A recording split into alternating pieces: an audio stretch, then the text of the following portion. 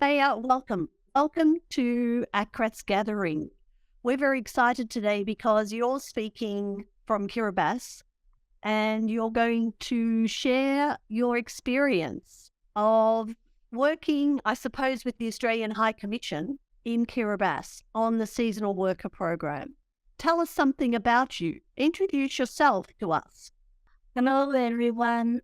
My name is Taabeia, and I am a Good Samaritan Sister.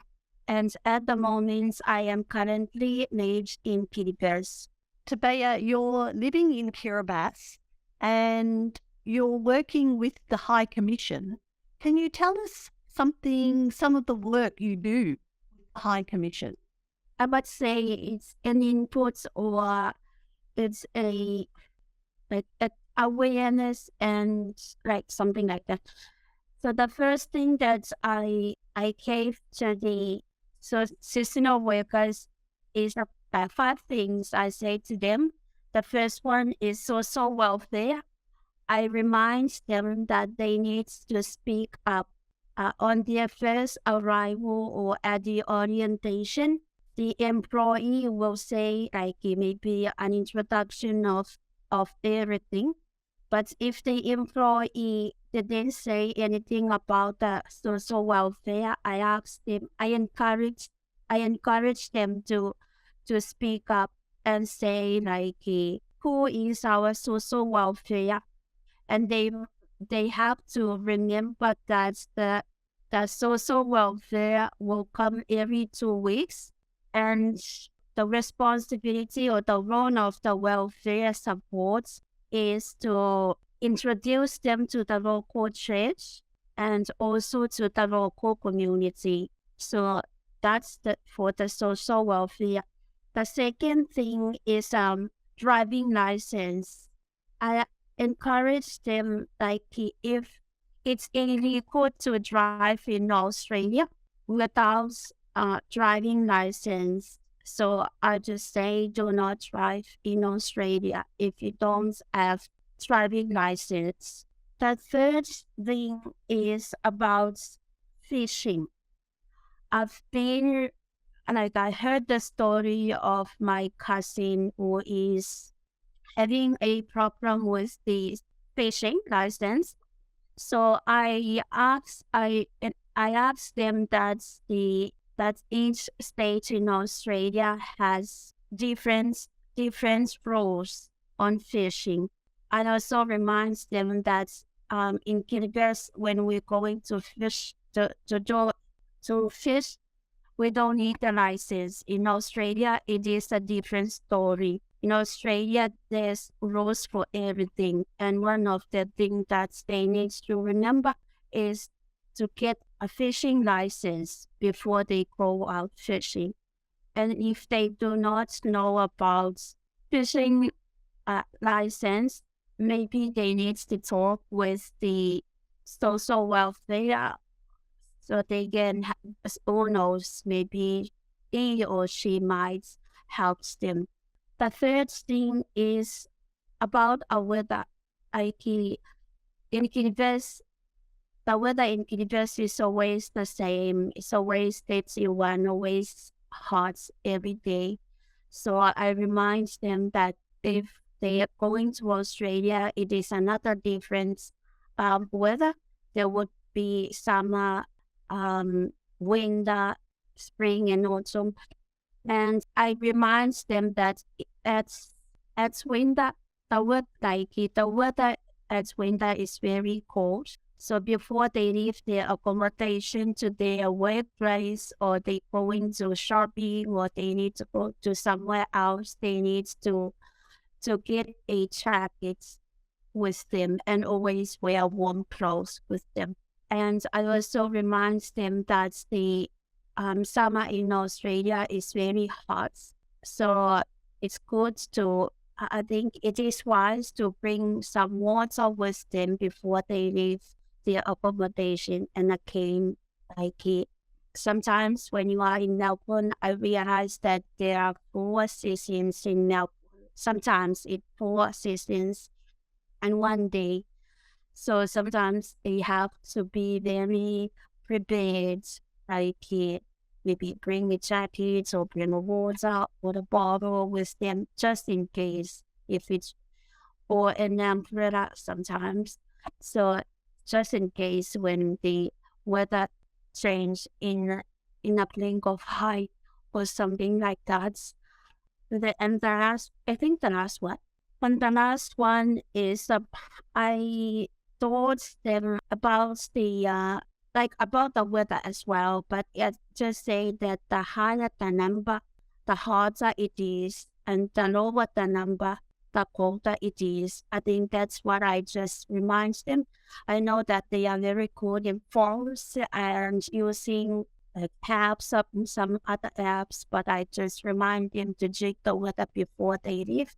And I just remind like all the numbers there, it could be 16 or 125 or something like that, but they have to remember that the higher the number, the harder it is. It's another situation of or challenges of seasonal workers in Australia is when I was in Meadowbank in Sydney, and I received a call from my cousin. And at that time, he works in New South Wales, and I can't remember the region, but I remember he said their house close to the ocean or to the sea.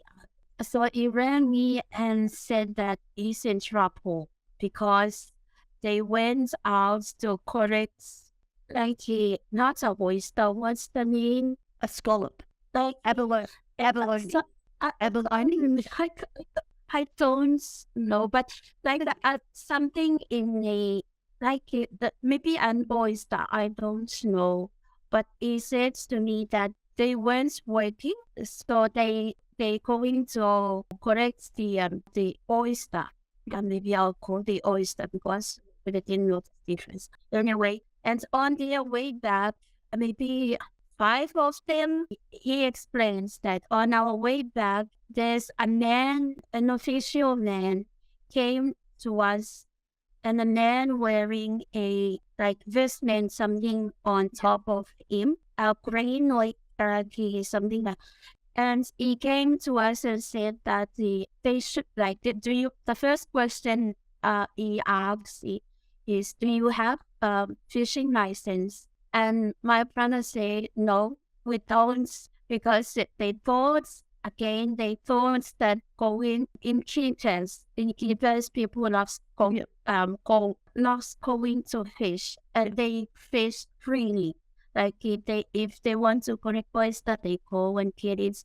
So they didn't know, but they said that they don't have fishing license. And the man said to them that you have to get like in Australia you have to get a fishing license. And they didn't know what to do. But the man very kind to them, and he said like this is like it's okay, like take all of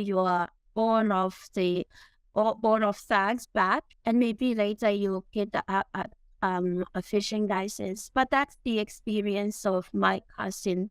That's it didn't know that in Australia you have to get a fishing license. I think that's a big learning for me too, because I don't know. Even I've been there for 4 years, I still don't know that Australia have license for everything, especially for fishing. Yeah, like when Kiribati people comes to Australia, the big thing for them is the weather. And one story another, because I have some friends who are seasonal workers, and one of them rang me, and that is the first time he came to Australia. And he said to me, he went out from the house and it was very cold. He said to me, why is it very cold? And I don't have the answer for that. But I think I should say because you are in Australia, but I wasn't ready for that. So I don't know. Maybe it's winter time or something. But I don't. And he said to me, I look around and I couldn't see the aircon. Because in Kenya, the only thing that comes, like the cold thing that comes is the aircon. When there is an aircon or the refrigerator or what's the name, or fridge, Yep. that's where the cold comes from. Oh, And I think he's right because I think it's broken. It's broken. So his minds that the weather was very cold. He couldn't see an aircon around. wow. And that's really stays with me. That's my first understand. Yeah. When we first arrived in Australia, when I first arrived in Australia, I look around and it's really cold and I couldn't see anything hanging up in the trees or something like that. Yeah. So I think it's just the awareness of people comes to Australia. I couldn't also explain how cold it is, but the only thing that I have to say, like, the fridge is something like that during spring. The freezer is something like that in the during winter, and that's how you can explain because it's a different weather. It's always hot in the right now, still hot. That's interesting, even to, I suppose, never feel the cold. And it makes sense. So when we open the fridge, we feel the cold. But that makes a lot of sense, actually.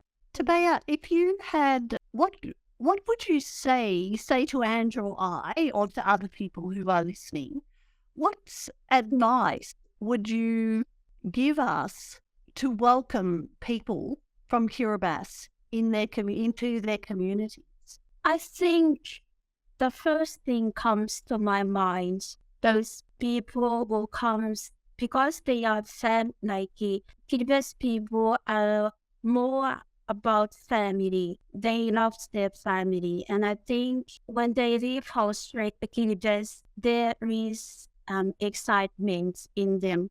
But in a short time, they will face a reality that they are away from their family. And I think they need more support, the encouragement with them, maybe local community or something that it would be reduce the sadness or the loneliness or the I don't know, but I think one great example that I've seen. I went to the airport the other time and I saw two men. They're very dear to me because they are related to me. When I saw them, they were with their family and they are about to leave for to work in Australia. So I just went to say hello and goodbye and good luck, something like that. And when they leave to go for the check-in, and the family, they have families and they also have children. The children keep crying by saying dirty, dirty, dirty, something like that. And they both look like I think it's hard for them to go, but at the same time, they are very excited to go. And that's really the reality for all seasonal workers, especially for those who leave their family behind or their young children behind. And they need a lot of support in terms of engagements, like a picnic or invitation for something. And they love to sing. That's the thing. Givers love to sing. And they love to participate in maybe dance or in a press service or something. If you ask them to do the singing, they will do it for you because they love it. And maybe they can have, maybe call it a cultural entertainment. They could do that. I love the idea of cultural entertainment because they would come up with many ideas like singing or dancing or how to express our culture in different ways. So I think it is cool to have a cultural entertainment for the seasonal workers, not for Kiribati, but in other Pacific islands. I think that's for me. Taabeia, thank you. Thank you.